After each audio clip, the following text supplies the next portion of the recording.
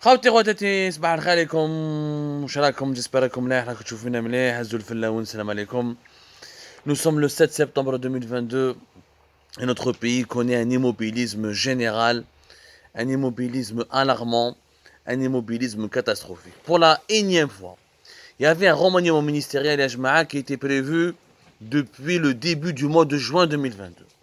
Le 30 juin 2021, Ayman Ben Abdelrahman a été installé comme Premier ministre. Rappelez-vous, début juillet 2021, son gouvernement a été mis en place. En juin, juillet 2022, il était prévu de faire un bilan et de décider des changements qu'il fallait apporter pour redonner de la dynamique au pays et pour corriger les incohérences du gouvernement. Dans le monde entier, c'est une évidence, un pays mal géré par un gouvernement qui n'est pas capable d'apporter des solutions aux problèmes du pays, c'est un pays qui est condamné au sous-développement. هذا le remaniement Mendesh. Il était prévu Mendesh. Joua Makash. قال لك نديروه le 5 juillet, après la célébration d'indépendance du 60 heures d'indépendance du pays, au mort les Jeux méditerranéens d'Oran. Mendesh. Mbad قال لك non, vous allez attendre jusqu'à la fin août, on va faire un nouveau gouvernement pour préparer la rentrée sociale à 2022. La rentrée sociale a commencé le moment de septembre, la rentrée scolaire c'est le 21 septembre, et aucun changement n'est prévu, et d'après nos investigations, nous avons pu confirmer que aucun nouveau gouvernement ne verra le jour avant la fin décembre 2022.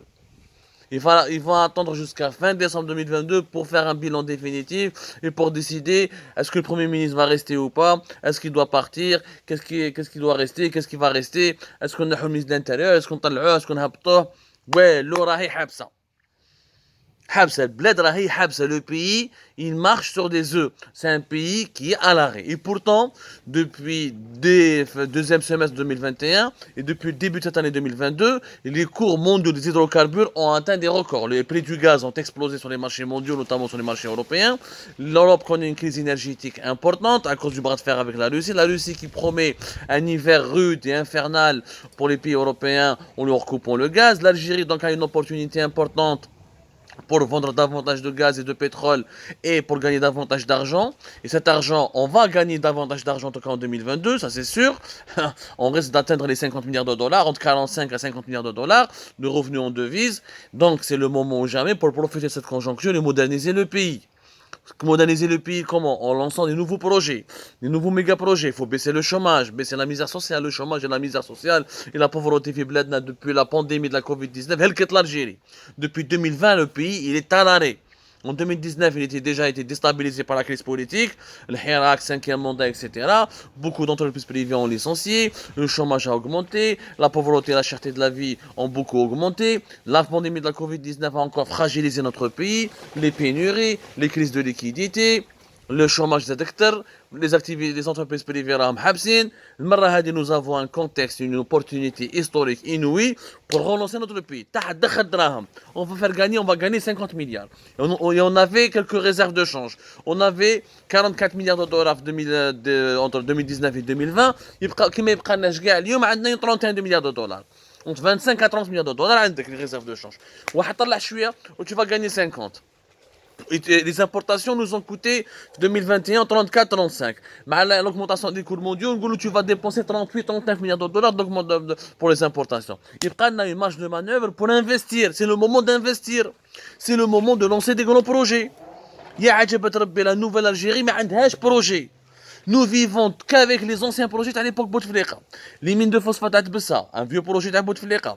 Le port de Chercher, un vieux projet à Bouteflika. C'est les hydrocarbures, tous les projets de l'époque de Bouteflika. Le complexe de production total fait RZ, le polypropylène, à Bouteflika. Pour le complexe à l'éthylène, à Skida, à Bouteflika, à la fin de Hassim Saud, Bouteflika. Tous les projets datent de l'époque de Bouteflika. Aucun nouveau projet Mender. Rare Jbilet, qui est un vieux projet aussi, qui date depuis longtemps, et qui a été lancé en juillet 2022, mais sans aucune infrastructure. بعثوا الكوامم بداو ينحوا في الحديد, mais il y a eu ni des trains, ni des usines de production, ni un environnement industriel local n'a été créé pour acheminer ce minerai de fer depuis le Rare Jbilet à Tindouf jusqu'au port de Oran ou les zones industrielles de Betia ou de Erzurum pour le transformer en produits industriels et les exporter à l'étranger, gagner de l'argent. ils ont ouvert Rajbilet pour emmerder les Marocains. Pour emmerder le Maroc, nous avons commencé à l'exploiter sans respecter l'accord historique qui a été signé par le Maroc entre la Maroc et l'Algérie depuis les années 1970 concernant l'exploitation commune ou le partage de l'exploitation commune des minerais de fer de Rajbilet. C'était pour emmerder le Maroc, mais aucun projet n'a été fait. Le chômage augmente. Depuis le printemps 2022, on a dépassé les 4,5 millions de chômeurs. On a certainement, même l'ANEM, l'ANEM, ils veulent communiquer aucune statistique. Depuis le début de l'été, je suis sûr qu'on a dépassé les 5 millions de chômeurs. La cherté de la vie, l'indice des prix à la consommation de l'ONS, de l'Office national des statistiques, depuis juin 2022. Ils ont peur de communiquer des chiffres et des données pour parler de la réalité et sociale du pays. La cherté de la vie n'a jamais été aussi chère, le chômage n'a jamais été aussi élevé, la pauvreté n'a jamais été aussi élevée, alors que le pays gagne de l'argent. Parce que nous avons un gouvernement incapable d'apporter des solutions. هذا gouvernement d'Ayman Ben Abdelrahman,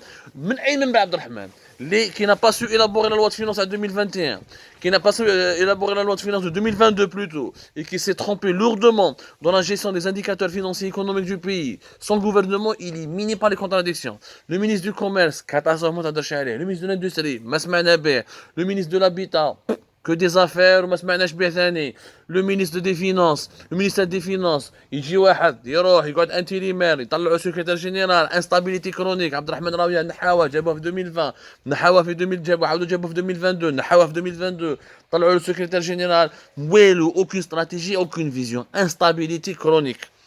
Instabilité chronique, pas des projets qui sont uniquement sur le papier. On nous a promis des banques privées depuis 2020. On nous a promis des nouvelles compagnies privées aériennes. Il y a une seule compagnie, une petite compagnie qui a été agréée. Est-ce qu'elle a commencé ou là? Les investissements étrangers. La Chine, on dit que la Chine est un partenaire historique. Depuis 2020, la Chine n'a rien fait en Algérie. 2020, 2021, jusqu'à 2022, Makash. On nous a dit que les Chinois vont financer, vont s'impliquer dans l'exploitation de Rajbilet.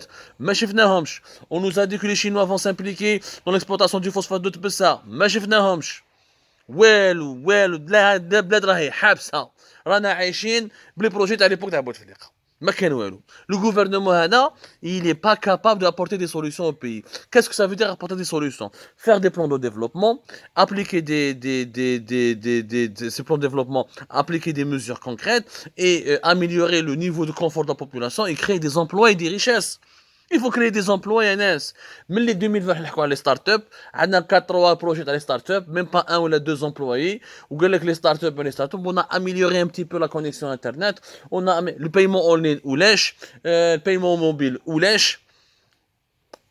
زدنا شرينا الجيزي بدراهم الدولة سقامتنا بقرة وبنتها قريب 1,5 milliard de dollars ما لبناش واش نديرو بها والجيزي اللي en train de perdre de l'argent أريدو risque de quitter le pays bientôt راهي يا جماعة ما كان jamais on a connu une situation économique aussi grave خلاص يا جماعة بزاف cette situation ne peut pas durer يا ناس العنو بليس يا ناس ceux qui sont en train de décider, je ne comprends pas ce qu'ils sont en train de faire.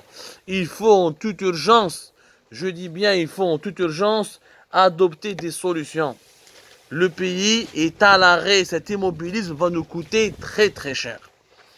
اليوم البترول والغاز راه طالع 2023 2024 يقدروا يطيحوا la crise en Ukraine va se banaliser et les rapports de force vont plus ou moins se calmer tôt ou tard un accord sera fait entre l'Occident et la Russie le pétrole tôt ou tard va redescendre le gaz tôt ou tard va redescendre et on va se retrouver avec des revenus beaucoup plus bas que ce que nous avions gagné en 2022 2023 2024 c'est sûr.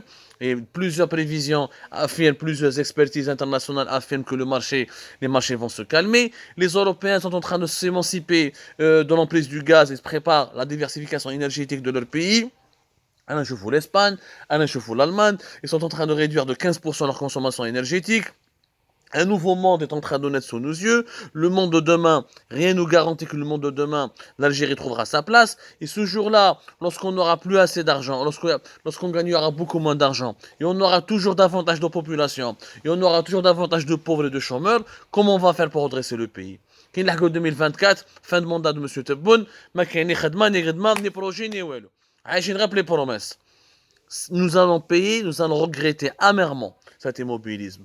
Nous allons le regretter amèrement. Il y a un aspect du gouvernement. Hajib un premier ministre. Il faut ramener un premier ministre qui est capable de faire une stratégie, qui est capable de dire, moi, avec les problèmes, je propose telle solution, voici les chiffres que je vise, voici le taux de croissance que je vise, voici comment je peux attirer des investisseurs, etc., etc. Il nous faut des ministres bétants, des compétents, qui ont des véritables compétences, qui travaillent 15 heures, 16 heures par jour, qui ramènent ensuite des documents clairs, nets et précis, avec du PowerPoint, avec des infographies, avec Malabel et Chanayam, avec des visuels pour nous dire voilà l'orientation que nous proposons au pays. Moi, on va dire qu'on va traiter avec les bailleurs de fonds internationaux, les investisseurs étrangers, l'argent que nous allons gagner, il faut le transformer, il faut le recréer, il faut financer des investissements utiles. Mais je vais mettre de l'Air Algérie ou Algérie Télécom ou Sonalgaz qui ne rapporte aucune richesse. Il faut investir sur l'industrie, il faut qu'on ait une production nationale, il faut redresser l'agriculture, il faut s'attaquer à la question de la sécheresse et de la pénurie de l'eau potable, il faut s'attaquer, se préparer aux conséquences désastreuses du réchauffement climatique. Et le temps est précieux. Oui, il est irrattrapable. Le temps perdu, il est irrattrapable. Wallah ya jma'a, 2024, نبكو. وما تقولوش بلي ما قلناها لكمش. En 2024, quand le monde va connaître d'autres crises, d'autres secousses, et lorsque nous ne serons même pas prêts à affronter les défis de ce nouveau monde, en 2024, ya jma'a, on sera pratiquement 47 millions d'habitants. Avec toujours zéro production, avec toujours une agriculture faible, toujours pas de souveraineté alimentaire, toujours pas d'un secteur financier développé, toujours pas un secteur de nouvelles technologies développées. Si on ne change pas maintenant, si on ne confie pas le pouvoir aux gens compétents qui peuvent apporter des solutions maintenant, les problèmes vont gonfler, ils vont s'aggraver, vont se multiplier, et c'est les Algériens et les Algériens qui vont encore souffrir d'ici 2024.